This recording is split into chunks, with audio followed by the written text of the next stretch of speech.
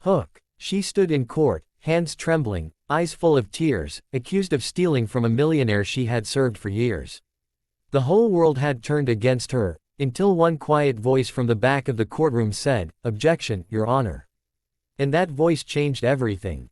If this story touches your heart, don't forget to hit the like button and subscribe, because stories like this remind us that real heroes still walk among us. Maria Alvarez had never imagined that her life could crumble in a single day.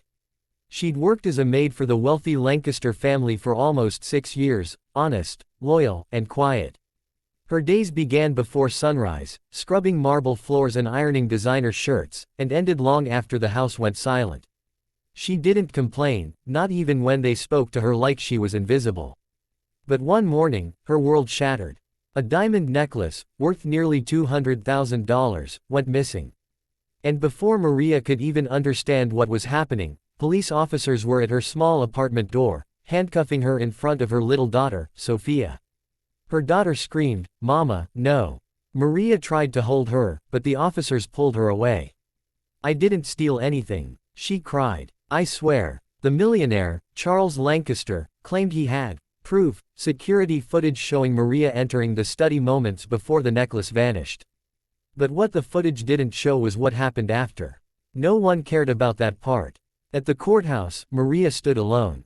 Her court-appointed lawyer hadn't even bothered to meet her before the hearing. Her eyes were red, her heart pounding, as she looked at the rows of wealthy faces judging her.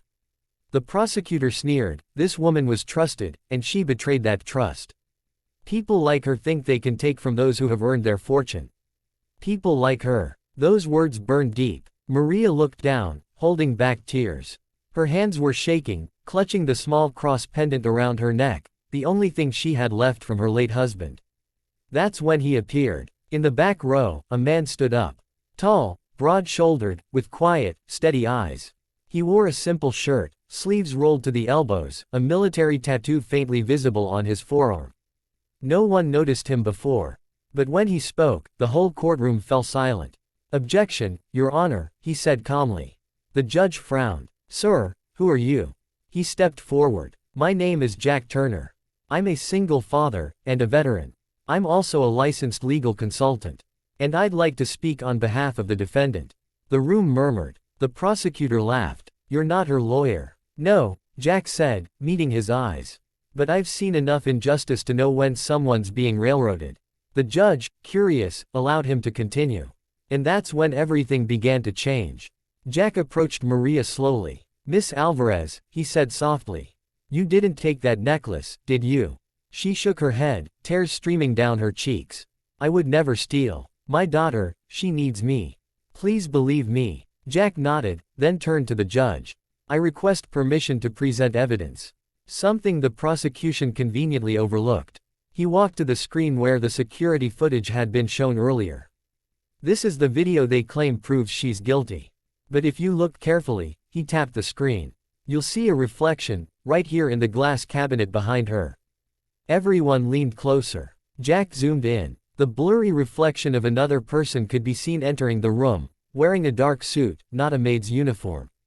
Jack continued, "That's the Lancaster family's private driver, Michael Reed.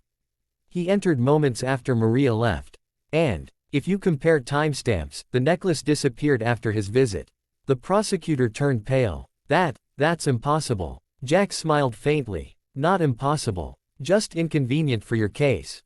He turned to the judge again. "I also pulled the driver's bank records. 2 days after the theft, he deposited $20,000 into an offshore account, an amount that matches a payment listed in an unreported transaction from Mr. Lancaster's jewelry insurer." The courtroom erupted. Mr. Lancaster stood up angrily. "This is absurd. He's lying." Jack didn't even flinch. "Funny thing, Mr. Lancaster. I served in intelligence. Forging documents is easy to spot. I have the originals right here." The judge called for silence. Order. Order in the court. When the dust settled, Maria could barely breathe. Jack's calm voice had cut through the storm like a beacon. The judge leaned back, studying the evidence. "This case is dismissed. Miss Alvarez, you are free to go." Maria gasped, covering her mouth. Tears of relief flowed as she fell to her knees. Thank you, Jack helped her stand. "Don't thank me," he said gently. "Thank yourself, for never losing faith." Outside the courthouse, Maria hugged her daughter tightly. Sophia whispered, "Mama, he's like an angel." Maria smiled through her tears. "He's a soldier, sweetheart. Sometimes, real heroes don't wear capes, they wear scars." Jack turned to leave quietly, but Maria called after him. "Why did you help me? You didn't even know me." He looked back, his eyes soft. "Because I've been where you are. People once looked at me like I was nothing too. Someone believed in me once, now it's my turn." The crowd that had gathered outside clapped quietly, some even wiping tears. Months later, Maria started a small cleaning business with Jack's help. He even built her a website, helped her get clients, and taught her how to manage her accounts. She named the company, Faith and Honor Cleaning Services. As her business grew, she often visited Jack and his son, Ethan. Their friendship became something more, quiet, deep, unspoken. Two broken souls finding strength in each other. One evening, as the sun dipped behind the city skyline, Maria looked at Jack and said, "You saved me." He shook his head. "No, Maria. You just needed someone to remind you that you were worth saving."